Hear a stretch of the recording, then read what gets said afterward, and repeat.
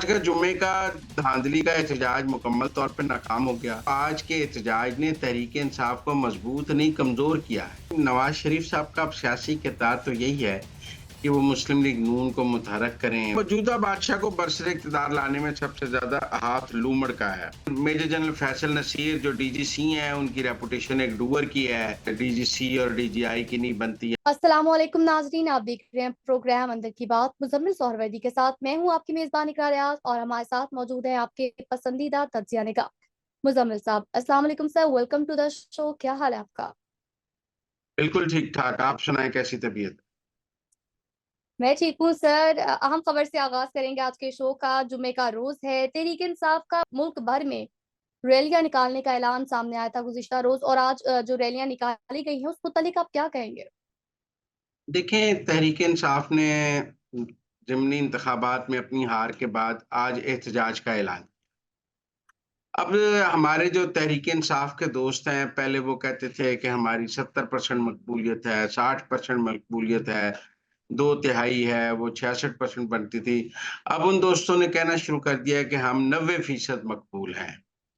अब सूरत-ए-हाल ये है कि अगर 90% आपकी मकबूलियत है और आप समझते हैं कि 21 अप्रैल को आपको गलत हराया गया है, तो आज आप लाहौर की पा एमपीए की और एमएनए की सीटें जीत 5 आ रही हैं, तो 5000 बंदा तो निकाल लेते लाहौर में।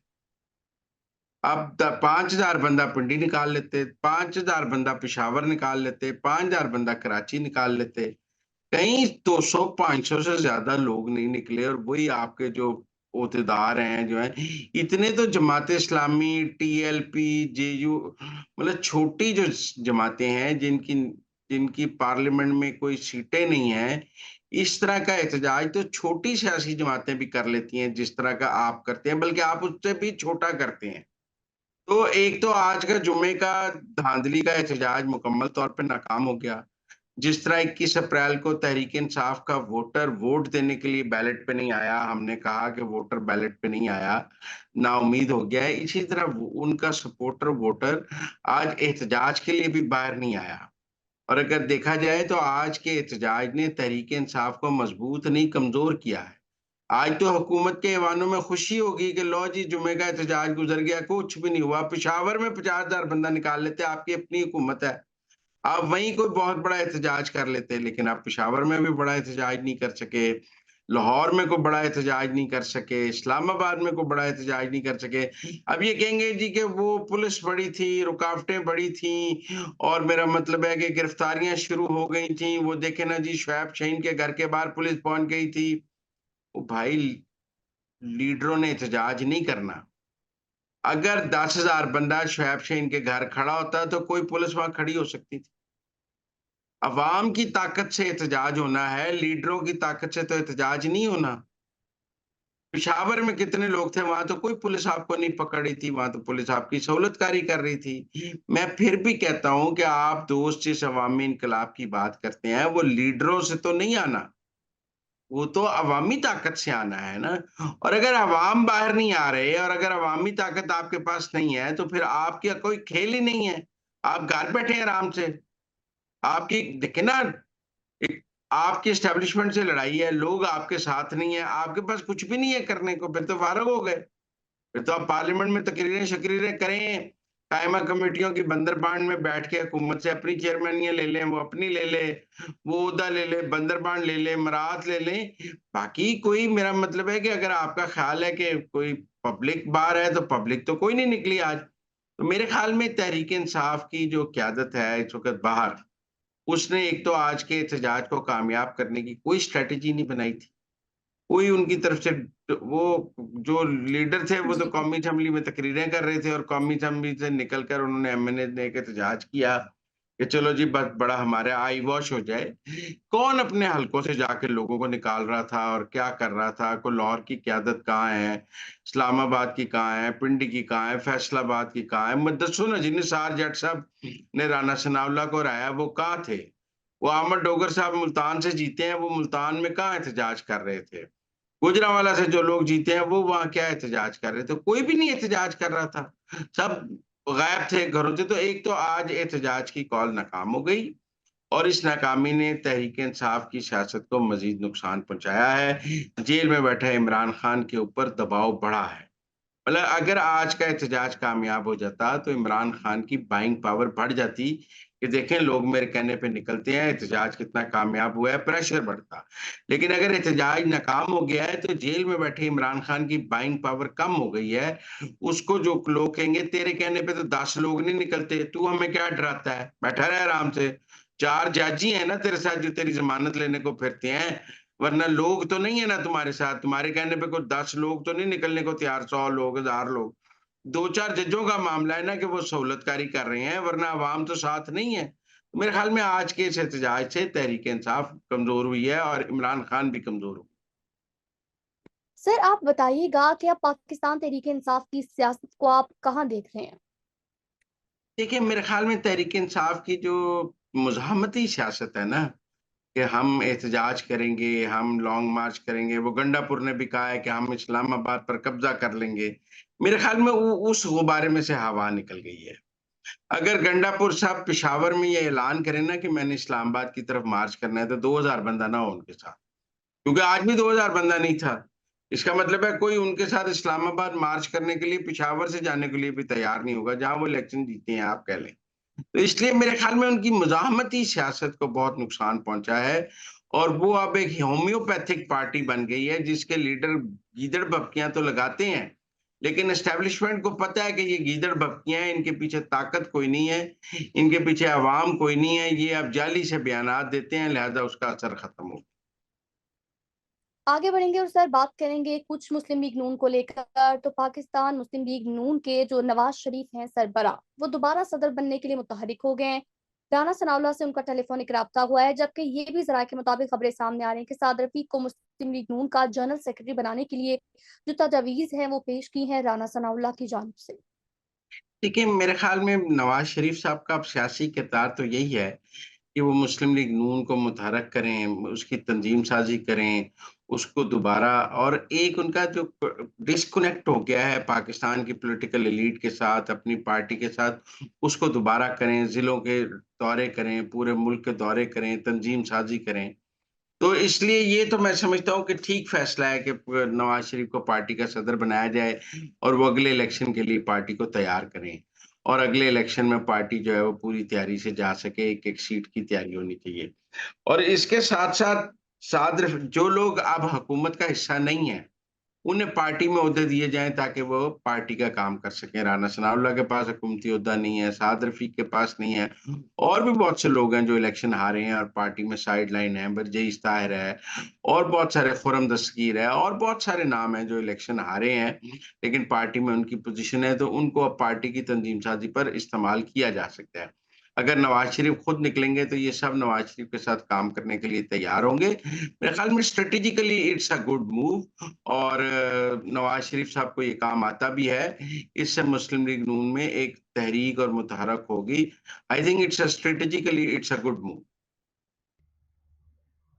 सर अब एक बात करेंगे आर्टिकल को लेकर तो जिसका बहुत ज्यादा चर्चा है। सुहेल राइच ने कॉलम लिखा है और उसमें खाकी शेरों की हुकूमत का जिक्र किया गया है, लूमड़ों की बात की गई है, 12 सिंहों की बात की है।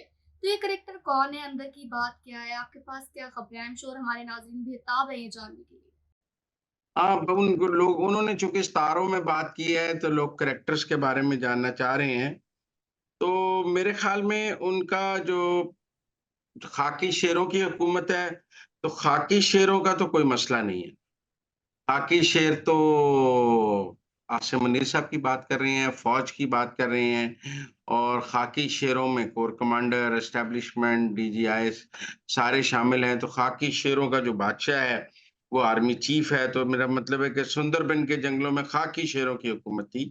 असल ताकत और इख्तियार शेरों के पास था और कभी शेर खुद जंगल को बराह रास्त चलाते थे, कभी वो जंगलों के जानवरों की मुंतखब हुकूमत मतलब कभी मार्शल लॉ लग जाता है, कभी जो जमहूरी हुकूमत आती है तो उसके पीछे भी फ़ौज की ताकत मौजूद होती है। ये तो कोई इतनी साइंस नहीं है कि खाकी शेरों से मुराद आसिम मुनीर है और फ़ौज है, मेरे ख़्याल में बराह रास्त भी लिख देते तो ऐसी कोई बात नहीं, ऐसे ही उन्होंने किया। तो अब उन्होंने कहा मौजूदा बादशाह को बरसर इक़्तिदार लाने में सबसे ज़्यादा हाथ लूमड़ का है। लूमड़ को लाया तो पिछली लूमड़ बातों का कौन है? है। लूमड़ लूमड़, कौन है यहाँ पे? देखिए ना, मौजूदा बादशाह को बसरे इक़्तिदार लाने में सबसे ज्यादा लूमड़ का हाथ है। लूमड़ को लाया तो पिछला बातों का धनी बादशाह था, लेकिन वो बादशाह अपनी लाई हुई हुकूमत से मायूस था, तो फिर बादशाह अपनी मर्जी का, लूमड़ ने एक सियासी जमात से गहरी दोस्ती गांठ ली और पिछली बादशाह सियासत को नाकाम करके मौजूदा बादशाह को गद्दी पे बिठा दिया। अब ये लूमड़ कौन है? ठीक है ना, लूमड़ जनरल नदीम अंजुम DGI मेरी समझ के मुताबिक तो, जो सियासी मंजरनामा मुझे समझ आता है, वो लेफ्टिनेंट जनरल नदीम अंजुम की बात कर रहे हैं। ठीक है कि उन्हें पिछला लोग बादशाह लाया था, वो जनरल बाजवा थे, वो नदीम अंजुम को DGI लाए थे। लेकिन ये भी ठीक है कि जनरल आसिम मुनीर की जब तैनाती हो रही थी, तो उस तैनाती को थ्रू कराने में जनरल नदीम अंजुम का बड़ा किरदार था। इसीलिए कहा जाता है कि उन्हें तौसीह भी मिली है, वो मौजूद भी हैं और मौजूदा खाकी शेरों के बादशाह आसिम मुनीर के बहुत वफादार भी हैं। तो मेरे ख्याल में लूमड़ तो इसमें जनरल नदीम अंजुम को कहा जा रहा है, और इस तारे में उन्होंने कहा है अच्छा, लूमड़ लूमड़ बहुत का तो धनी। पता लग गया है। What about Barasingha? Barasingha DGC major general Faisal Naseer के बारे में बात हो रही है, और जो वो कह रहे हैं कि जो है बारासिंगा ढीला डाला मगर डूअर है। तो मेजर जनरल फैसल नसीर जो DGC हैं, उनकी रेपुटेशन एक डूअर की है कि आप उन्हें कोई काम उनके जिम्मे लगा लें, बाय हुक और बाय क्रुक वो काम करते हैं। और टेक्निकली इसमें उन्होंने कहा लूमड़ जो है बारासिंगे से सीनियर है, certainly general Nadeem Anjum general Faisal Naseer से सीनियर हैं। ये भी कोई ऐसी बात नहीं है, अगर नदीम अंजुम लूमड़ है तो फिर बारासिंगा फैसल नसीर हैं। उन्होंने कहा मगर बारासिंगा बहुत से काम लूमड़ से पूछे बगैर भी करता है। बहुत ज़बान ज़द-ए-आम है कि जी DGC और DGI की नहीं बनती, हमें नहीं ये बात पता, लेकिन बहुत लोग ये बात करते हैं। और बहुत लोग ये भी करते हैं कि DGC जो है वो अपने तौर पे बहुत सारे काम करते हैं और वो DGI को एतमाद में नहीं लेते हैं। लेकिन ये कोई पहली दफ़ा नहीं है, जब जनरल फैज़ DGC थे और वो DGC थे और जनरल नवीद मुख्तार DGI थे, तब जनरल फैज़ की ये रेपुटेशन थी कि वो जनरल नवीद मुख्तार से पूछे बगैर बहुत सारे काम करते हैं। असल में DGC बराह रास्त आर्मी चीफ को रिपोर्ट कर रहा होता है, और चूँकि DGC ने इंटरनल सिक्योरिटी और इंटरनल पॉलिटिक्स को देखना होता है, और DGC जो है वो पाकिस्तान की सियासत को देख रहा होता है, तो बहुत से जो अहकामात हैं वो बराह रास्त आर्मी चीफ से ले रहा होता है। इसलिए DGC चाहे जनरल एहतशाम रहे हों, DGC जनरल फैज़ रहे हों, जो भी DGC रहा है वो आर्मी चीफ से बहुत थ्रू होता है, और ये कहा जाता है कि वो DGI की बात कम मानता है। अब या DGI ताकतवर होगा या DGC ताकतवर होगा, बहरहाल इस वक़्त दोनों ताकतवर हैं, और ये एक अमूमी परसेप्शन है कि दोनों की नहीं बनती है, लेकिन अभी दोनों इकट्ठे काम भी कर रहे हैं। फौज का एक डिसिप्लिन है, उसमें दोनों काम कर रहे हैं। उन्होंने ये कहा है कि क्योंकि दोनों की मुख्तलिफ आरा है, ह्यूमन है, दोनों की अपनी-अपनी सोच हो सकती है, दोनों की अपनी-अपनी किसी भी एक मामले पर 2 लोगों की 2 मुख्तलिफ सोच हो सकती है, 2 मुख्तलिफ राय हो सकती हैं। अब सुहेल वड़ाई साहब को ज़्यादा पता होगा कि फैसल नसीर और नदीम अंजुम के दरमियान जो राय का इख्तिलाफ क्या है, बहरहाल मुझे उस बारे में इतना नहीं पता है। लेकिन उन्होंने कहा अगले 2 महीनों में या बारासिंगा रहेगा या लूमड़ रहेगा। अच्छा, अब फैसल नसीर साहब की व्हाट डू प्रमोशन यू भी, थिंक कौन रहेगा? देखिए मुझे क्या पता कौन रहेगा, ये तो सुहेल वड़ाई साहब ने कहा है यहाँ बारासिंगा रहेगा या लूमड़ रहेगा। वो कह रहे हैं यहाँ नदीम अंजुम रहेगा या फैसल नसीर रहेंगे। लेकिन अभी जो मैंने पता किया है, फैसल नसीर के प्रमोशन और उनको लेफ्टिनेंट जनरल करने में वक़्त है, तो फैसल नसीर अभी DGI तो नहीं बन सकते। अगर नदीम अंजुम DGI ना भी रहे, हमारे एक दोस्त एजाज सैयद ने एक दफा खबर का कह दिया था कि वो अमेरिका में सफीर जा रहे हैं, फिर उसकी हर तरफ से वजाहत हुई और वो अभी तक गए भी नहीं है, तो मैं तो कोई क़यास आराई नहीं करना चाहता। उनकी एक्सटेंशन हो गई हुई है, उनका टेन्योर 2 साल आगे बाकी है। तो मुझे नहीं पता, लेकिन ये राय ज़रूर है कि फैसल नसीर साहब की ट्रांसफ़र हो सकती है वहाँ से। वो कहीं पोस्ट आउट हो सकते हैं, लेकिन अभी नदीम अंजुम साहब रहेंगे। लिहाज़ा अगर मैं कहूँ तो मैं कहूँगा लूमड़ रहेगा और बारासिंगा कहीं जाएगा। लेकिन बारासिंगा यानी कि जनरल फैसल नसीर को भी कोई अच्छी पोस्टिंग मिलेगी।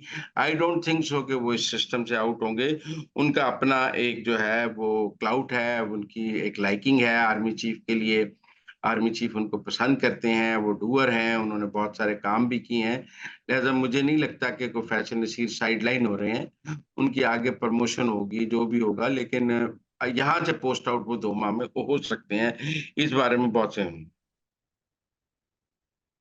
तो नाज़रीन, ये थी आज के अंदर की बातें। हमें दीजिए इजाज़त, अल्लाह ने के बाद।